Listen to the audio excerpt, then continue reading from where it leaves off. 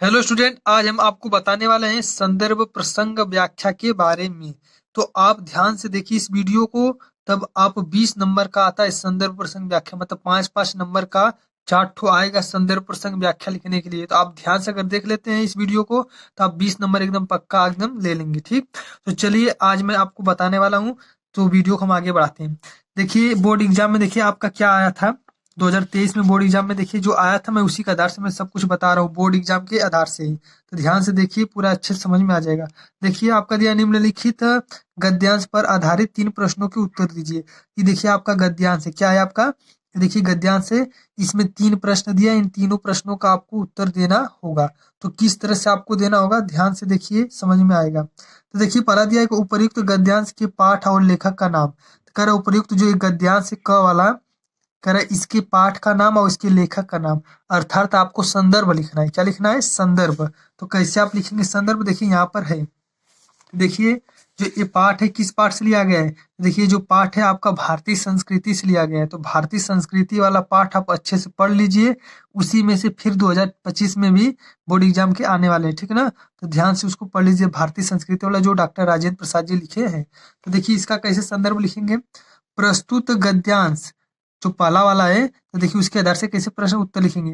प्रस्तुत गद्यांश, ये देखिए गद्य क्या है, गद्य तो गद्यांश लिखेंगे, और पद्य रहेगा तो पद्यांश लिखेंगे। संस्कृत रहेगा तो संस्कृत गद्य लिखेंगे, संस्कृत पद्य लिखेंगे, ऐसे रहेगा। तो आगे सब मैं बता रहा हूँ, ध्यान से देखिए। संदर्भ इसी तरह लिखा जाता है, कैसे, प्रस्तुत गद्यांश हमारी पाठ्य पुस्तक हिंदी के शीर्षक भारतीय संस्कृति से लिया गया है।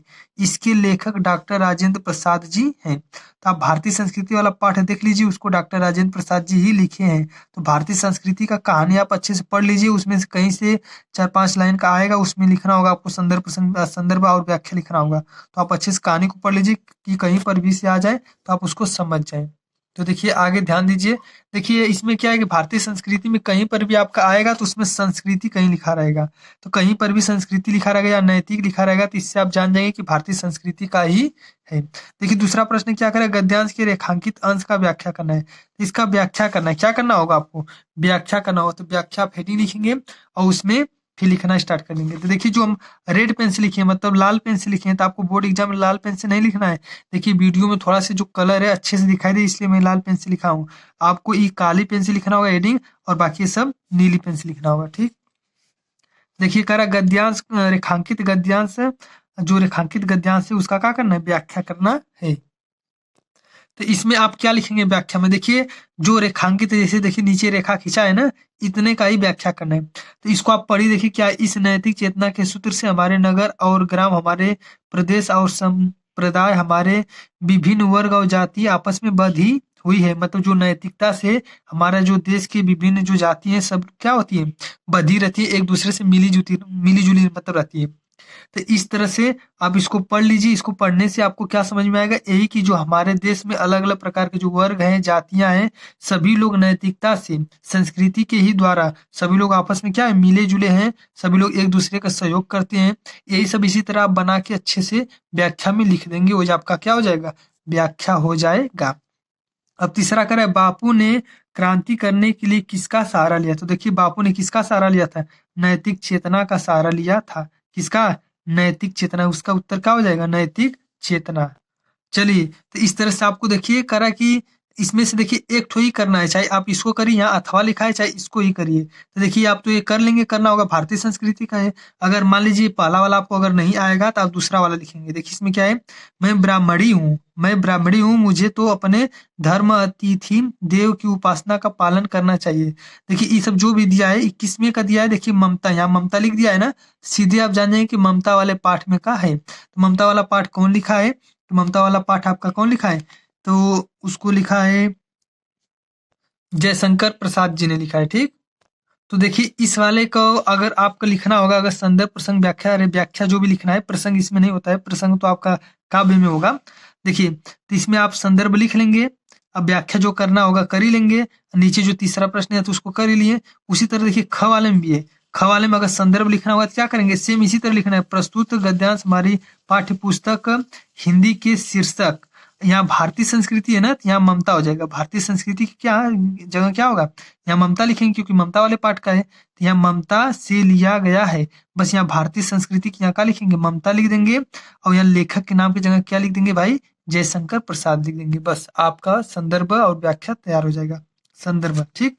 तो इस तरह से आप लिख लेंगे। और इसका अगर व्याख्या करना होगा तो व्याख्या भी कैसे लिखेंगे, देखिए इसमें कह रहा है ना कि गद्यांश के रेखांकित अंश की व्याख्या कीजिए। तो मेरी रेखा तो नहीं कहीं खींचा है, तो इसका सबका आप व्याख्या कर दीजिए, मतलब देख लीजिए, इसको पढ़ लीजिए कि किस चीज के बारे में दिया है, उसी से संबंधित इन्हीं सब में, इन्हीं सबको भी लिखना है, और इसी से संबंधित कुछ अच्छी चीज भी इसमें लिख देना है, थोड़ा सा जोड़ देना है, उसी को कहते हैं व्याख्या। तो आप व्याख्या कर लेंगे, और इस तरह से पाठ का नाम, लेखक का नाम भी अच्छे ढंग से संदर्भ डाल के हेडिंग, जैसे यहाँ संदर्भ लिखा है, संदर्भ हेडिंग लिख करके अच्छे से आप लिख लेंगे तो अच्छा नंबर मिलेगा। देखिए इसमें आगे का दिया है कि तीसरा प्रश्न है कि छल नहीं तब नहीं स्त्री, जाता हूँ तैमूर का वंशधर स्त्री से छल करेगा, जाता हूँ, वाक्य किसने कहा है और क्यों कहा है। तो इसको किसने कहा है, देखिए ये ममता ने कहा है। किसने कहा है, तो ये ममता ने कहा है। कह रहा है वाक्य किसने कहा है, तो ममता ने कहा है। क्यों कहा है, क्योंकि इसमें छल का कार्य हो रहा है। किसका, छल हो रहा है, और इसलिए कहा है, कह रही कि मैं ब्राह्मणी हूँ। क्या है, वो ब्राह्मणी है, इसीलिए ये सब बता रही है। क्या है, क्यों कही है, क्योंकि वो ब्राह्मणी है, और वाक्य को किसने कहा है, ममता ने कहा है। तो इस तरह से आपका प्रश्न 1, 2, 3 तीनों का उत्तर हो गया। देखिए कितना आसान तरीके से हो गया। 5 देखिए 6 नंबर का, कितने नंबर का है, 6 नंबर आराम से आपको मिल जाएगा। तो कितने नंबर का है, 6 नंबर का है, ठीक। अब आगे देखिए काव्य में आ गया। किस में आ गया, काव्य मतलब पद्यांश। पद्यांश पर आधारित दिए गए प्रश्नों को उत्तर दीजिए। देखिए एक ठो यहाँ पर है और एक ठो यहाँ नीचे है, तो दोनों में से एक ठे का देना होगा, लेकिन हम दोनों का उत्तर बता दे रहे हैं, समझा दे रहे हैं। हो सकता है कि फिर इन्हीं पाठों में से इस बार फिर आए। तो देखिए ये पहला वाला है, ये दूसरा वाला है। तो पहले वाला देखिए क्या दिया है, सहे वार पर वार अंत तक। ये देखिए जो ये वाला है किस पाठ में का है, तो जो झांसी की रानी वाला है, सुभद्रा कुमारी चौहान जी लिखी है, उसी में का है। तो पहला करे उपयुक्त पद्यांश का संदर्भ लिखिए। उपयुक्त पद्यांश का संदर्भ लिखिए। फिर कराए रेखांकित अंश की व्याख्या कीजिए। फिर कराए कि पद्यांश में किसकी वीरता को वर्णन किया गया है। तो मैं सबका उत्तर बता रहा हूँ। देखिए संदर्भ कैसे लिखेंगे, तो ये देखिए संदर्भ कैसे लिखेंगे। देखिए यहाँ पर प्रश्न नंबर 22 का संदर्भ हम लिखे हैं, तो कैसे लिखेंगे, देखिए इसे प्रस्तुत पद्यांश। अब ये पद्य है तो पद्यांश लिखेंगे, याद रहे, नहीं तो गद्य लिख देंगे, गलत हो जाएगा। प्रस्तुत पद्यांश हमारी पाठ्य पुस्तक हिंदी के शीर्षक झांसी की रानी की समाधि पर से लिया गया है। शीर्षक का नाम क्या है, झांसी की रानी की समाधि पर से लिया गया है, मतलब इसी शीर्षक से लिया गया है। इसके कवयित्री सुभद्रा कुमारी चौहान है। कवयित्री, कवि नहीं लिखेंगे, अगर आदमी में अगर कोई रहेगा, पुरुष में कोई रहेगा तो उसमें कवि लिखेंगे। यहाँ पर देखिए स्त्री है तो इसमें तो कवयित्री लिखेंगे, ठीक। तो इसके कवयित्री सुभद्रा कुमारी चौहान जी हैं। इस तरह से आप अच्छे से लिख लेंगे। अब रहा व्याख्या करने के लिए, तो व्याख्या करने का मतलब देखिए किसके बारे में दिया है, ये देखिए झांसी की रानी के बारे में दिया है सब। तो व्याख्या में क्या लिखेंगे, इसको पढ़ लीजिए और इसी से संबंधित आप व्याख्या को बनाकर अच्छे ढंग से यहाँ पर झांसी की रानी जी के बारे में लिख लेंगे, वो आपका हो जाएगा व्याख्या, ठीक। अब देखिए ख वाले में, अब ख वाले में आप कहेंगे कि ख वाले में क्या करना है, तो ख वाला देखिए, ख वाला तो और आसान है। देखिए इसको पढ़िए, आप पढ़ते पढ़ते आएंगे तो यहाँ देखिए लिखा है सूर, क्या लिखा है, सूर। तो सूर है, सीधे समझ में आ जा रहा है कि सूरदास जी लिखे हैं। तो सूरदास जी लिखे हैं तो इसका पद्यांश का संदर्भ लिखना है। संदर्भ आप एकदम सेम इसी के जैसे लिखेंगे, बस क्या होगा, शीर्षक, इस शीर्षक झांसी की रानी की समाधि पर, यहाँ क्या हो जाएगा, यहाँ बस क्या लिखेंगे, शीर्षक, पद लिख देंगे। यहाँ पर क्या लिख देंगे, पद लिखेंगे। और यहाँ कवित्री है ना, तो कवित्री की जगह फिर क्या लिखेंगे आप, कवि, क्या लिखेंगे, इसको हटा करके यहाँ पर लिखेंगे कवि। कवि कौन है, सूरदास जी, यहाँ का लिख देंगे सूरदास जी। बस शीर्षक का नाम चेंज कर देंगे, पद यहाँ लिखेंगे, और यहाँ जो कवि का नाम क्या लिखेंगे, सूरदास जी। बस ये आपका संदर्भ तैयार हो गया। अब रहा आपका व्याख्या करने के लिए, तो इसमें देखिए सूरदास जी किसके बारे में बताए, वही कृष्ण जी के बारे में बताए। देखिए जो हंस रहे कृष्ण जी, सबको जो समझ में आ रहा है उसके हिसाब से आप बढ़िया से इसको पढ़ लीजिए। जो रेखांकित अंश है कि किस चीज के बारे में बताया गया है, कृष्ण जी के बारे में बताया गया है, मतलब किस चीज के बारे में किस तरह से बताया गया है, तो उस तरह से आप उसका व्याख्या कर लीजिए अच्छे से। अब इसके बाद तीसरा देखिए, कर उपयुक्त गद्यांश में किसकी बाल क्रीड़ाओं का कवि ने वर्णन किया। किसकी बाल क्रीड़ाओं का, कृष्ण जी का, सीधे उत्तर है। इसका उत्तर हो जाएगा कृष्ण जी। सूरदास जी कृष्ण जी के बारे में ही लिखे हैं। चलिए अब आगे आ गया प्रश्न नंबर 23। देखिए संस्कृत कर रहा है, संस्कृत गद्यावतरणों में किसी एक का अवतरण का संदर्भ सहित हिंदी में अनुवाद करो। कर रहा है, देखिए चाहे इसका आप उत्तर दीजिए चाहे इसका उत्तर दीजिए, तो दोनों में से एक का उत्तर देना है, तो चाहे जिसका उत्तर आप दीजिए। ठीक, तो देखिए हम उत्तर देंगे दोनों का, लेकिन आप बोर्ड एग्जाम में केवल एक का ही उत्तर दीजिए, चाहे इसका चाहे इसका। तो हम दोनों का बता दे रहे हैं, तो दोनों को पढ़ लीजिए। और एक बात आप याद कीजिए, इन्हीं दोनों पाठों को फिर से आप याद कर लीजिए, तैयारी कर लीजिए। जो प्रबुद्ध ग्रामीण वाला पाठ है और जो वाराणसी नगरी वाला, इन्हीं दोनों में से फिर इस बार बोर्ड एग्जाम में आएगा। तो दोनों में से देख लीजिए, जो आपको आसान लगेगा वही आप कर दीजिएगा। तो देखिए ये जो पाठ है, देखिए चतुरा ग्रामीण, जो ग्रामीण वाला है उसी वाले पाठ का है। तो इसमें देखिए इसका लिखना क्या है, संदर्भ लिखना है और हिंदी में अनुवाद करना है। तो संदर्भ आप कैसे लिखेंगे, देखिए आप ऐसे लिखेंगे अच्छे से। देखिए लिखेंगे प्रस्तुत संस्कृत गद्यावतरण। प्रस्तुत संस्कृत, ये गद्य जैसा है, कहानी जैसा है ना, तो ऐसे लिखेंगे, गद्यावतरण होगा। ठीक, प्रस्तुत संस्कृत गद्यावतरण हमारी पाठ्य पुस्तक हिंदी के प्रबुद्धो ग्रामीण नामक पाठ से उद्धृत है। चाहे उद्धृत है, चाहे अवतरित है, चाहे लिया गया है, चाहे जो लिख सकते हैं। तो हमारी प्रस्तुत संस्कृत गद्यावतरण हमारी पाठ्य पुस्तक हिंदी के प्रबुद्धो ग्रामीण नामक पाठ से उद्धृत है। इस तरह से संदर्भ आपका हो गया। अब इसका व्याख्या करना या फिर व्याख्या नहीं, तो आप अनुवाद समझ लीजिए। क्या समझेंगे, अनुवाद। तो इसका अनुवाद करना है आपको। क्या करना होगा आपको देखिए इसका अनुवाद करना होगा। देखिए यहाँ दिया है कि इसका अनुवाद कीजिए। तो अनुवाद कैसे करेंगे, आप ध्यान से सुनिए। कर तस्ता वार्ताम श्रुत्वा स चतुर ग्रामीण अकथयत। मतलब देखिए जो एक रेल यात्रा में मतलब कहीं जा रहा था, कोई ग्रामीण था और एक कोई मतलब देश का मतलब किसी शहर का रहने वाला आदमी था। दोनों लोग आपस में बातचीत उसी तरह कर रहे थे। तो एक शहर वाला आदमी बहुत ज्यादा अपने को चालाक समझ रहा था, वो बातचीत कर रहा था कि जो गाँव के लोग हैं, अनपढ़ है, अशिक्षित लोग हैं, यही सब बात कर रहा था। तो देखिए फिर होता क्या है, जो चतुर ग्रामीण होता है, जो गांव का चतुर व्यक्ति होता है, ये सब श्रुत्वा मतलब सुन करके अकथयत मतलब कहता है। क्या कहता है, भो वयम अशिक्षता भवान, भो वयम अशिक्षता भवान च शिक्षित, च शिक्षित। मतलब जो ग्रामीण है वो सुनता है, कहता अच्छा ठीक है, गांव के लोग अशिक्षित होते हैं, तो ठीक है मैं आपसे क्या कर रहा हूँ, मैं आपसे कुछ प्रश्न करूंगा, उसको आपको उत्तर देना होगा। देखिए इसके कहने का मतलब ये, तो जो ग्रामीण होता है उनसे एक प्रहेलिका, प्रहेलिका मतलब जो पहेली पूछता है, कहता है मैं आपसे एक पहेली पूछ रहा हूँ और आप उसका उत्तर देंगे। यदि आप उत्तर दातुम समर्थम न, अगर आप उत्तर देने में समर्थ नहीं होते, तो देखिए जो ग्रामीण में रहने वाला कर रहा है, यदि आप उत्तर देने में अगर सक्षम नहीं होंगे तो आप हमको क्या करेंगे, तो आप 10 रुपये हमको देंगे, और अगर उत्तर देने में सक्षम नहीं होंगे तो हम आपको 10 रुपये का आधा 5 रुपया दूंगा। तो इस तरह का बातचीत चलता है। तो इन्हीं सब चीजों को आप लिख देंगे तो आपका क्या हो जाएगा, आपका व्याख्या हो जाएगा। तो चलिए अब हम देखिए अथवा वाला देखते हैं। तो जो देखिए अथवा वाला, देखिए वाराणसी, वाराणसी पहले दे दिया है, इसका मतलब वाराणसी नगरी वाला जो है उसी वाले पार्ट से दिया गया है। तो देखिए इसका पहले हम संदर्भ कैसे लिखेंगे, तो संदर्भ एकदम देखिए सेम इसी के जैसे ही रहेगा। कैसे रहेगा, प्रस्तुत संस्कृत गद्यावतरण हमारी पाठ्य पुस्तक हिंदी के, देखिए यहाँ प्रबुद्धो ग्रामीण है ना, यहाँ पर वाराणसी लिख देंगे। क्या लिख देंगे आप, वाराणसी। प्रबुद्धो ग्रामीण की जगह आप क्या लिख देंगे, वाराणसी लिख देंगे, बस वही आपका संदर्भ हो जाएगा। तो क्या हो जाएगा आपका, प्रबुद्धो ग्रामीण की जगह लिखेंगे वाराणसी नामक पाठ से उद्धृत है, ऐसे हो जाएगा। ठीक है, तो अब चलिए आगे देखिए। अब इसका व्याख्या, अब कहेंगे इसका व्याख्या करना, अरे व्याख्या मतलब वही अनुवाद करना है, तो इसका अनुवाद लिखेंगे हेडिंग, और अनुवाद लिखकर उसमें इसका देखिए अर्थ बताएंगे। ठीक, तो देखिए क्या है, वाराणसी जो विख्यात प्राचीन नगरी, जो वाराणसी है वो प्रसिद्ध एक प्राचीन नगरी है। इस तरह से आप अर्थ बना करके अच्छे से लिख लेंगे। देखिए इसमें क्या है, यम विमल सलील तरंगया गंगया कुल स्थिता। इसमें देखिए जो विमल, जो सलील, जो गंगा जी के किनारे, गंगा जी के किनारे क्या है, विमल सलील, जो गंगा जी के किनारे सब स्थित है, कुछ इस तरह का है। संस्कृत थोड़ा कम आता है हमको, तो थोड़ा सा हम बता दें। जो ये है वाराणसी नगरी क्या है, जो विमल और शुद्ध गंगा जी के किनारे स्थित है। कर अस्या घाट वलयाकृत, जो इसका घाट है वलयाकृति का है, गोलाकार का है।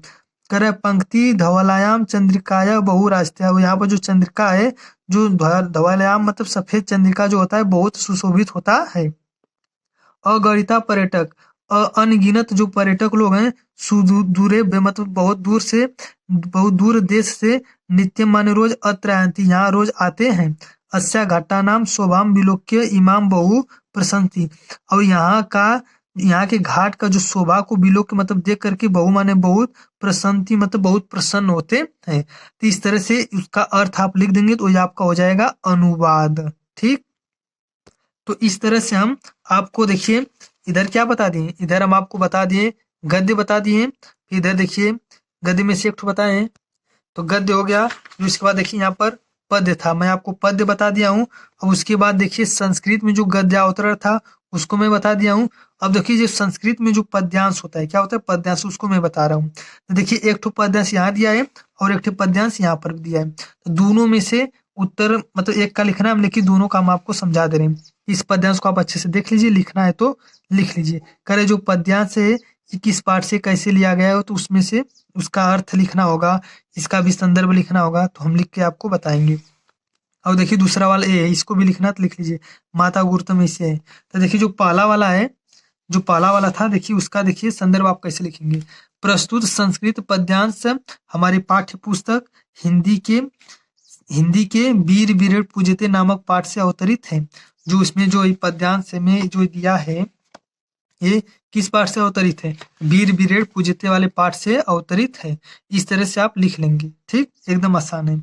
और देखिए ख वाला जो है, ख वाले का आप कैसे लिखेंगे, ये जो ख वाला है इसका आप कैसे संदर्भ लिखेंगे, तो ख वाला किस पाठ से लिया गया है, जीवन सूत्राणी से लिया गया है। तो वीर विरेट पूजिते की जगह क्या लिख देंगे, जीवन सूत्राणी यहाँ लिख देंगे, तो ख वाले का संदर्भ हो जाएगा।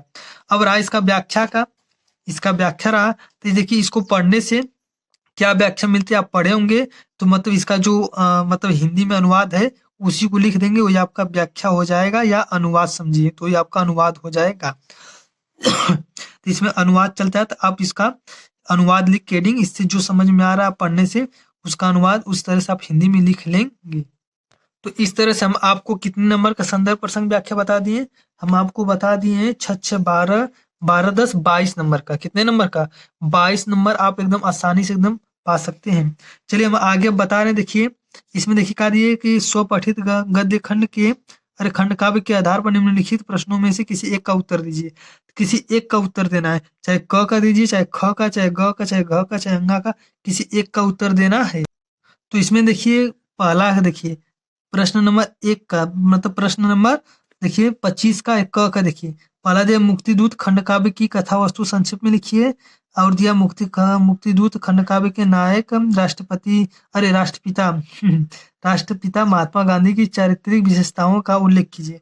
तो इन दोनों में से देखिए आपको लिखना क्या होगा, आप देख लीजिए कि आप गांधी जी वाला लिखते हैं कि ये देखिए जो पंडित जवाहरलाल नेहरू वाला लिखते हैं, कि कर्ण वाला लिखते हैं, क्या वाला लिखते हैं।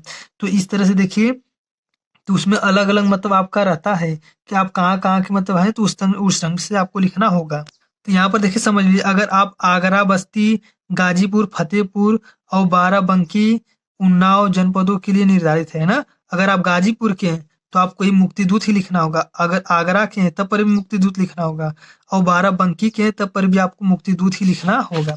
अगर आप करें कि नहीं हम ज्योति जवाहर लिखेंगे, तो ज्योति जवाहर कब लिख सकते हैं, जब आप कानपुर, प्रतापगढ़, मिर्जापुर, ललितपुर, रामपुर इस तरह के क्षेत्र के अगर हैं तो आप ज्योति जवाहर लिख सकते हैं। और देखिए आगे का दिया है अग्र पूजा, अगर आप प्रयागराज, आजमगढ़, मथुरा जनपदों के हैं तब अग्र पूजा लिख सकते हैं। तो इस तरह से आप देखेंगे मेवाड़, मुकुट आप कहाँ का है, इस तरह से आप देख लीजिए, अगर वहाँ के हैं तो आप मेवाड़ मुकुट लिखेंगे। तो चलिए अगर देखिए अगर आप गाजीपुर के हैं, कहाँ के हैं, गाजीपुर के हैं, तो आपको लिखना होगा क्या, ये देखिए मुक्तिदूत लिखना होगा गांधी जी के बारे में। तो ध्यान से देखिए कह रहा है एक प्रश्न का उत्तर देना है, तो देखिए क वाले में का चाहे ये पहला का उत्तर दीजिए, चाहे दूसरा का उत्तर दीजिए, चाहे पहले का चाहे दूसरे का उत्तर दीजिए, बस केवल एक का उत्तर देना है। आप अच्छे ढंग से बढ़िया से लिख दीजिएगा। देखिए 3 एकम 3 नंबर आपको मिल जाएगा एकदम आराम से। अब आगे देखिए प्रश्न नंबर 26, प्रश्न नंबर 26 में कहा दिया है कि किसी एक जो लेखक हैं, किसी एक लेखक का क्या करना है, जीवन परिचय देते हुए उनकी कृति भी लिखना है। क्या लिखना है, प्रमुख रचना, तो रचना भी जरूर आप लिख दीजिएगा उनका कि कौन सा रचना है। तो आप देखिए जयशंकर प्रसाद, तो आप जयशंकर प्रसाद और आचार्य रामचंद्र शुक्ल जी का याद कर लीजिए, और दोनों लोगों में से मतलब एक लोगों का जरूर आएगा, तो केवल एक ही लेखक का जीवन परिचय लिखना है। तो जयशंकर प्रसाद और आचार्य रामचंद्र शुक्ल जी का याद कर लीजिए। किसी एक लेखक का जीवन परिचय आप लिख लीजिए और नीचे क्या लिखेंगे, प्रमुख रचना, उनकी रचना के बारे में लिख दीजिएगा। 5 नंबर मिल जाएगा, अच्छे राइटिंग में लिखिए। फिर देखिए ख वाले में क्या दिया है, किसी एक कवि का, कवियों में से किसी एक कवि का क्या करना है, मतलब जीवन परिचय लिखना है, उनकी रचना करना है। तो आप कवि में किसका किसका याद करेंगे, तुलसीदास जी का याद कर लीजिए और सूरदास जी का। तुलसीदास सूरदास जी का याद कर लेंगे, दोनों लोगों में से एक लोगों का अवश्य ही आता है। चलिए प्रश्न नंबर 27 में क्या है कि अपनी पाठ्य पुस्तक में से कंठस्थ कोई एक श्लोक लिखिए जो इस प्रश्न पत्र में न आया हो। एक ऐसा आपको श्लोक लिखना होगा जो इस पूरे प्रश्न पत्र में न आया हो, उसी को आप लिखेंगे, उसी श्लोक को लिखेंगे। ठीक देखिए जैसे ये भी आपका देखिए एक तरह से श्लोक है, तो इसको आप नहीं लिख सकते हैं। इसके अलावा जो आप याद किए रहेंगे उसी को आप लिखेंगे। ठीक, तो 2 श्लोक याद कर लीजिए, दोनों में से अगर कोई एक मतलब इसमें अगर आया तो उसको मत लिखिएगा, जो नहीं आया रहेगा आप उसको लिख लीजिएगा। आगे ध्यान दीजिए प्रश्न नंबर 28 करे किन्हीं 2 प्रश्नों को उत्तर दीजिए, किन्हीं 2 प्रश्नों के उत्तर दीजिए। तो देखिए प्रश्न कट दिया 1 2 3, फिर इधर भी पीछे भी 2 दिया है। देखिए 4 5 प्रश्न है, लेकिन केवल 2 ही प्रश्न का उत्तर देना है। तो आप कौन कौन से पाठों के प्रश्न उत्तर याद करेंगे ताकि आप अच्छे ढंग से 2 प्रश्नों को उत्तर दे सकें। तो आपको 3 पाठ का मतलब 3 ठो पाठों को आपको पढ़ना होगा। देखिए पहला पाठ जो वाराणसी वाला याद कर लीजिए, इसमें का प्रश्न उत्तर याद कर लीजिए, इसमें से भी एक ठो आएगा। एक ठो देखिए देशभक्त चंद्रशेखर, इसमें से भी आएगा। और देखिए अगला है भारतीय संस्कृति, इसमें से भी आएगा। और देखिए अगला क्या है, वीर बिरेड़ पूज्यते, इसमें से। अगर 4 गो पाठ का आप प्रश्न उत्तर याद कर लेते हैं तो इन्हीं चारों पाठों में से 2 ही आपको जरूर मिलेगा। फिर भी अगर आपको ज्यादा लग रहा है कि अरे 4 पाठ में से कितना याद करेंगे, तो देखिए वीर बिरेड़ पूज्यते का इसका याद कर लीजिए, इस वाले पाठ का। भारतीय संस्कृति वाला आप याद कर लीजिए प्रश्न उत्तर, और देशभक्त चंद्रशेखर का, इन तीनों पाठों को तो जरूर याद कर लीजिए प्रश्न उत्तर। आपको एकदम प्रश्न जो आपको देखने के लिए मिलेगा बोर्ड एग्जाम में 2025 की। तो इस तरह से आपका हो गया ये प्रश्न नंबर 28। अब चलिए 29 में देखिए क्या है, कर रहा है एक निबंध लिखिए। क्या करना, निबंध, चाहे जीवन में विज्ञान का महत्व, चाहे विद्यार्थी का अनुशासन, चाहे वनों से लाभ, चाहे देश प्रेम, चाहे आतंकवाद। 5 ठो आपको दिया है, 5 ठो मतलब टॉपिक दिया है, इसमें से एक पर आपको निबंध लिखना है। तो आप तो निबंध लिख ही सकते हैं, निबंध बहुत ही आसान होता है। अगर आप चाहेंगे तो खूब अच्छे ढंग से एकदम रच रच के एकदम निबंध लिख देंगे, और आपको कितने नंबर मिलेगा इसका, 9 नंबर मिल जाएगा। कितने नंबर, 9 नंबर। तो किस तरह से लिखना है हम आपको बता रहे हैं। देखिए उसमें एक निबंध था विद्यार्थी और अनुशासन, मतलब विद्यार्थी के बारे में लिखना है। तो आप कैसे निबंध लिखेंगे, देखिए ध्यान दीजिए। देखिए आदर्श विद्यार्थी क्या है, आदर्श विद्यार्थी। पहले आप रूपरेखा लिखेंगे, क्या लिखेंगे, रूपरेखा। उसमें आप हेडिंग ऐसे लिख लेंगे, क्या क्या कौन कौन सा आप हेडिंग बना रहे हैं तो उसको आप लिखेंगे। प्रस्तावना, जीवन का स्वर्ण काल, विद्यार्थी जीवन के उद्देश्य, विद्या प्राप्ति, चरित्र निर्माण, शारीरिक तथा मानसिक उन्नति, उपसंहार। इस तरह से आप लिखेंगे, और उन्हीं सबका पारी पारा क्रम से आप हेडिंग डाल डाल के उसके बारे में आप लिख लेंगे। अगर आपको नहीं समझ में आ रहा है कि क्या लिखेंगे तो देख लीजिए इस वीडियो में, इस वीडियो को रोक करके या स्क्रीनशॉट मार के रख लीजिए, और वीडियो रोक करके देख लीजिए, एकदम बढ़िया से समझ लीजिए, पढ़ लीजिए, क्योंकि इसी में से एक ठो आएगा तो आपको लिखना होगा। देखिए अगला उसमें क्या था, देश प्रेम था, चाहे देश प्रेम चाहे राष्ट्र प्रेम। देखिए यहाँ देशभक्ति है, स्वदेश प्रेम है, राष्ट्र प्रेम, तो बात वही एक ही है। तो आप देखिए इसके बारे में भी आप लिख सकते हैं। देख लीजिए अच्छे से आप पढ़ लीजिए, एकदम अच्छे से आप लिख लेंगे, आपको नंबर अच्छे से 9 नंबर मिल जाएगा। और देखिए विज्ञान के चमत्कार, विज्ञान के बारे में भी आ रहा है बहुत ज्यादा तेजी से। तो देखिए विज्ञान के बारे में भी आप लिख लेंगे। अगर आपको लग रहा है ये सब कठिन लग रहा है तो आप विद्यार्थी वाला याद कर लीजिए। कौन सा, विद्यार्थी वाला याद कर लीजिए। और उसके बाद बेरोजगारी का याद कर लीजिए। किसका, बेरोजगारी वाला याद कर लीजिए, बहुत आसान है। विद्यार्थी का और बेरोजगारी पर, इन दोनों पर याद कर लीजिए। और तीसरा नंबर आप याद कर लीजिए किस पर, पर्यावरण सुरक्षा पर। किस पर, पर्यावरण सुरक्षा पर। पर्यावरण के बारे में मतलब कैसे हम अपने पर्यावरण को बचाए रखें। तो इस तरह से आप उसको बढ़िया से देख लीजिए, पढ़ लीजिए, आपको समझ में आ जाएगा। और इस तरह से हम आपका पूरा तैयारी करा दिए। तो अगर ये वीडियो अच्छा लगा तो इस वीडियो को आप लाइक करें, हमारे चैनल को सब्सक्राइब कर लीजिए। और ध्यान है कि मैं जो हिंदी का पूरा व्याकरण है कितने के अंदर से आएगा उसका भी मैं वीडियो बना दिया हूँ, और किस तरह से ट्रिपकल आता है उसका भी मैं वीडियो बना कर अपलोड कर दिया हूँ। और उसके बाद किस तरह से रचना, रचनाकार और जो काल है, युग है, उन सब से कैसे आपको ट्रिपकल प्रश्न कैसे बनता है, कैसे आता है, वो सब भी मैं आपको समझा दिया हूँ। तो उसको जा करके आप अच्छे से प्लेलिस्ट में देख लीजिए और बढ़िया से पढ़ लीजिए। आप बोर्ड एग्जाम में बहुत अच्छे अंक लाने वाले हैं। तो चलिए मिलते हैं अगली वीडियो में, तब तक के लिए जय हिंद, वंदे मातरम।